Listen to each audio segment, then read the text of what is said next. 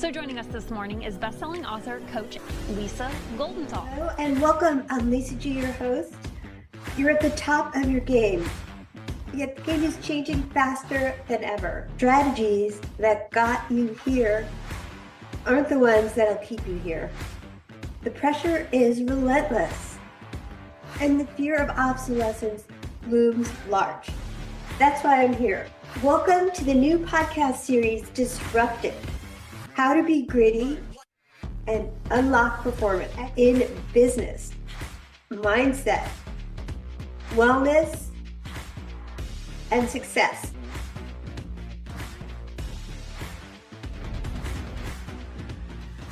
She's the CEO of 𝑳𝑨𝑽𝑹𝑨.com and co-founder of Vita Street LLC and former Radio City Rockette.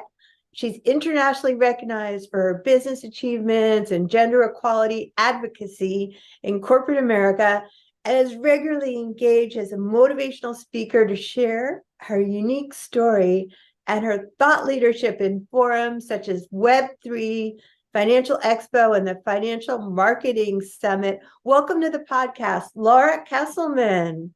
Thank you for having me join you today.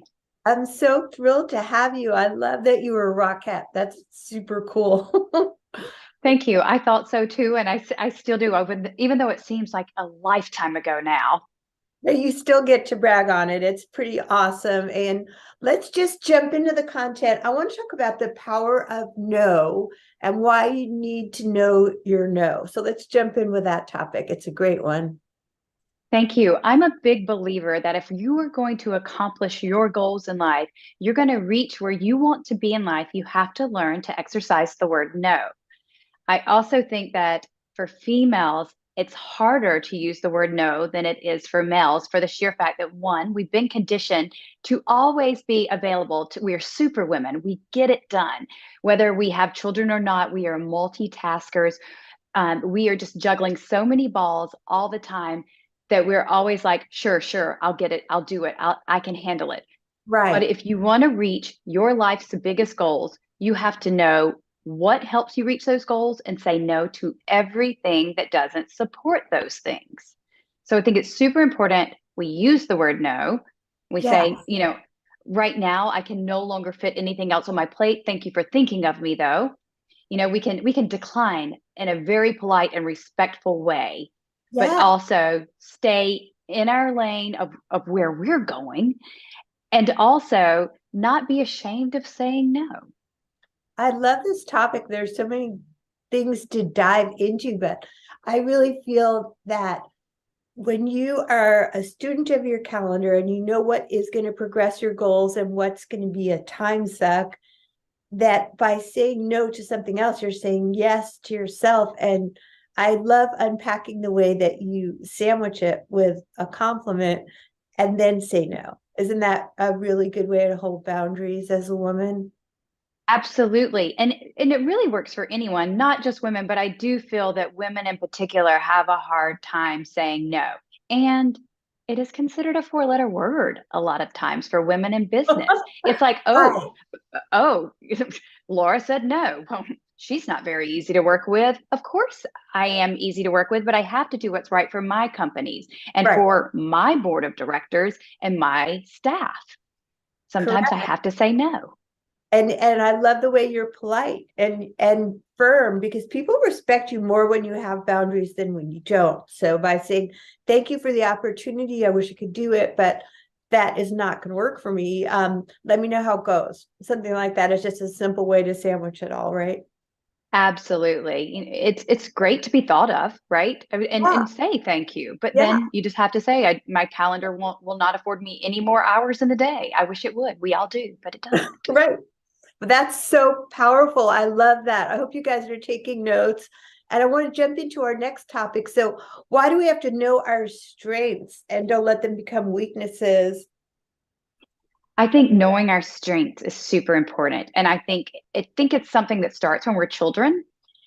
And if you don't have enough freedom to figure out as a child what you're really good at doing and what brings you joy, Yes. then you've had a miss as a child, but that's okay. As an adult, take responsibility and figure out what makes you happy, what brings you joy, what you're good at doing. Now, sometimes those two do not align. Some of the things I'm really good at doing at work and that bring me in a lot of money do not bring me joy.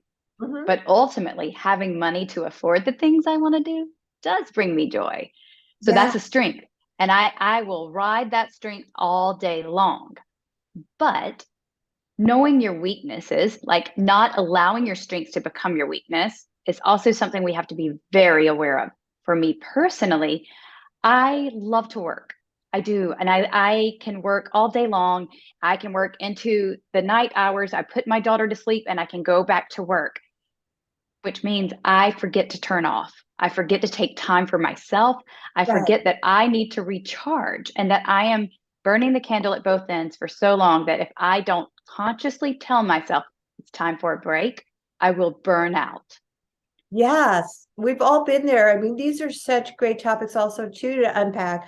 This time of year, I don't know when you guys will be listening to this, but it's such a great time to reflect on what are your strengths, what are your weaknesses, how can you sometimes maybe hire out your weaknesses so that you can focus in on your strengths and realize that we're burning out. It's such a topic. I've been there. I know after the pandemic, I felt so isolated and before the podcast, we were talking about I'm from New York too, and originally, I think we obviously as a Rockette, you spent some time there, and Sure did. I got the opportunity after being locked down to go back and visit some friends and work remotely and just enjoy my life. And ever since then, there was a real upside and a silver lining to the pandemic for me. I reassessed my values, focused more on my relationships, and it's paying off in dividends. I really think your network is your net worth, isn't it? It absolutely is. And I think it's so important that we learn what we're very good at doing, utilize that to our strength, but that we also have to remind ourselves once we're adults that there's not a parent saying it's bedtime now, right? There's no one telling us time to turn the TV off, time to turn your laptop off. We have to be our own advocates then to say, this is what's best for my health now.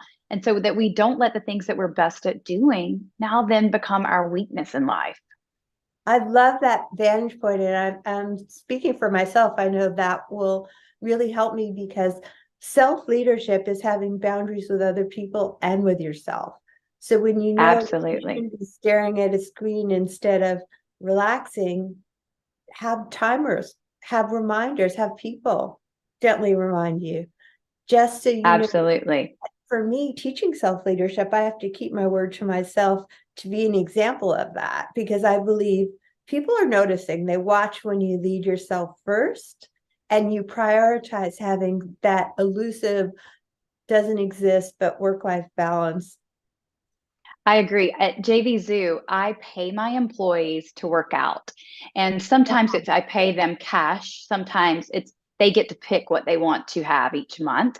Sometimes they're like, no, we want this cool water bottle that lights up and reminds us when to drink water. There's different things that they'll pick as the prize for working out the minimum amount of times that month.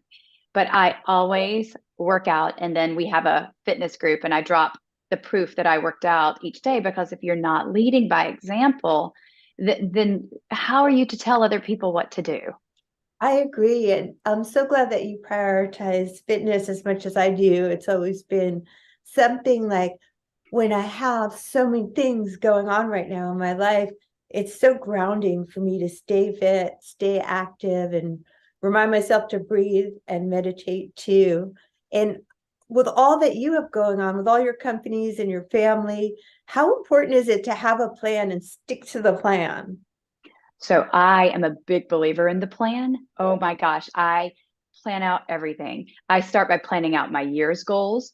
I break them down into my quarterly goals, then my monthly goals. And I don't end a day without a checklist of here's where I have to start tomorrow. And I don't start a day without reviewing my checklist. so that I know. And I personally work my plan and check off everything every day. I love the small wins in life.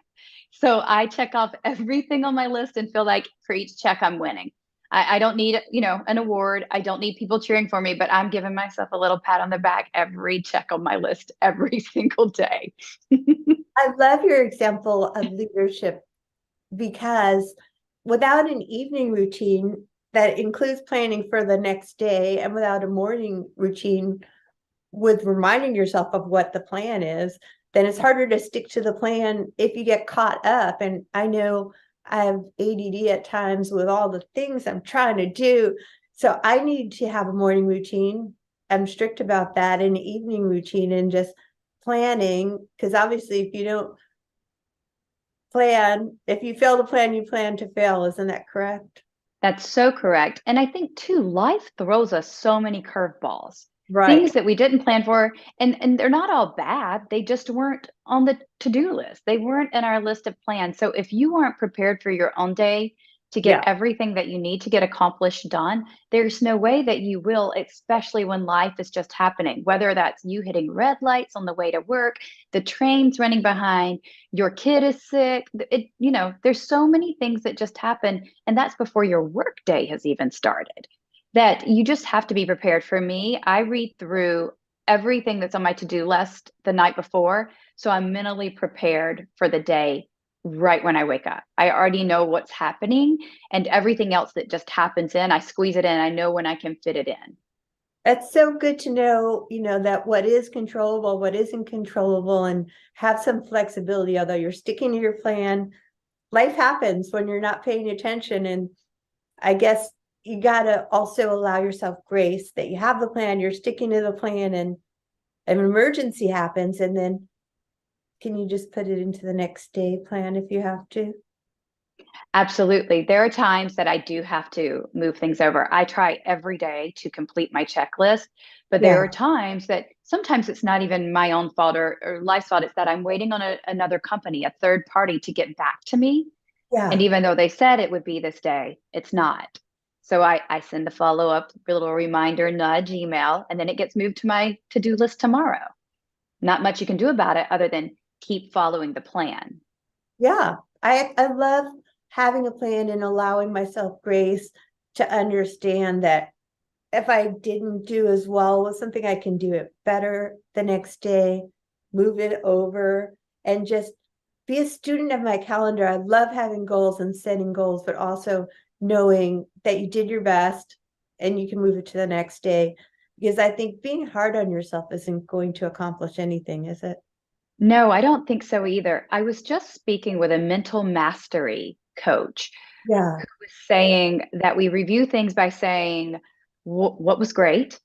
What was good? What can I do better? And I love that approach too. And I've been making sure, and I think I naturally utilize that. Yeah. I mean, I'm not going to kid you. There are times that I'm just like, oh, that was bad. It was so bad, right?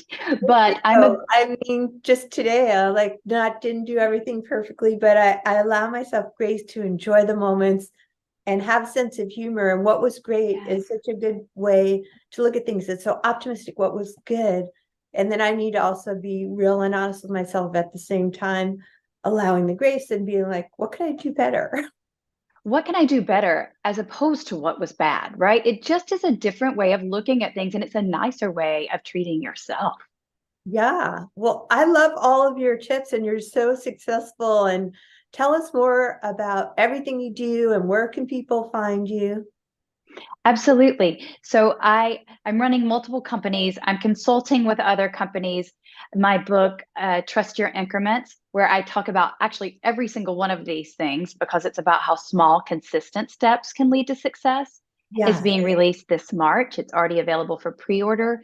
And you can find me at lauracasselman.com.